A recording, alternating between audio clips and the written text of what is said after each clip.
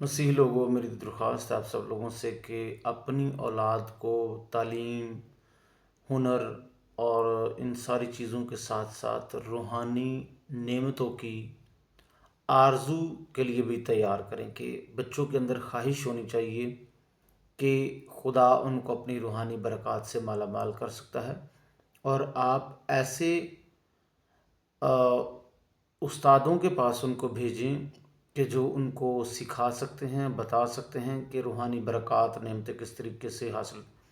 بہت زیادہ لوگ آج کل صرف ایک ہی ٹرینڈ میں سارے جا رہے ہیں۔ موسٹلی لوگ جو ہیں وہ یہ کہ پاسٹر صاحبان پر آپ بہت زیادہ تنقید کرتے ہیں، اور زیادہ تر لوگوں کا، ہمارے مسیحی لوگوں کا، جس طرح کا کوئی نئی نئی چیز ہاتھ آ جاتی ہے، سوشل ہینڈلز ہیں، تو ان کو وہ بجائے کہ تربیت کے لیے، اسٹیبلشمنٹ کے لیے، بلڈنگ کے لیے، ایک دوسرے کی بھلائی کے لیے استعمال کریں، تنقید انہوں نے پکڑ لیا، ایک بڑا سستا سا سبجیکٹ جو ہے وہ پکڑ لیا۔ میری درخواست ہے کہ پلیز اب دیکھیں، کبھی کسی نے آ کر ہم سے یہ نہیں کہا کہ پاسٹر صاحب ہمارے بچے کو بتائیں کہ خدا کی روحانی برکات کس طریقے سے ہماری زندگی میں آئیں گی۔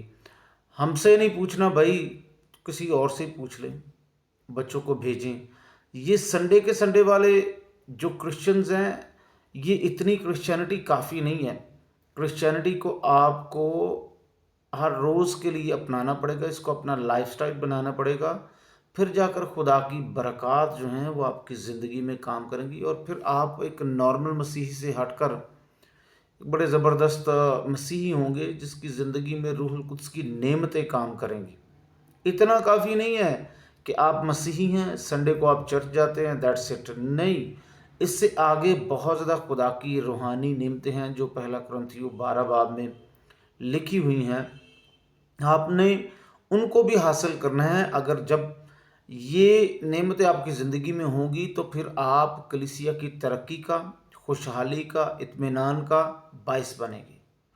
میری درخواست ہے تمام تر مسیحی چرچ لیڈر سے، ایمانداروں سے، بالخصوص پاکستانی مسیحیوں سے، کہ پلیز ان چیزوں کو اپنائیں، روحانی نعمتوں کی آرزو کریں، یہ آپ کو ملیں گی۔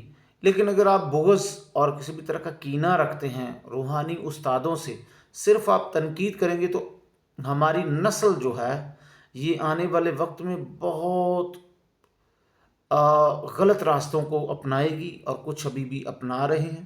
لہٰذا یہ وارننگ ہے، سوچیں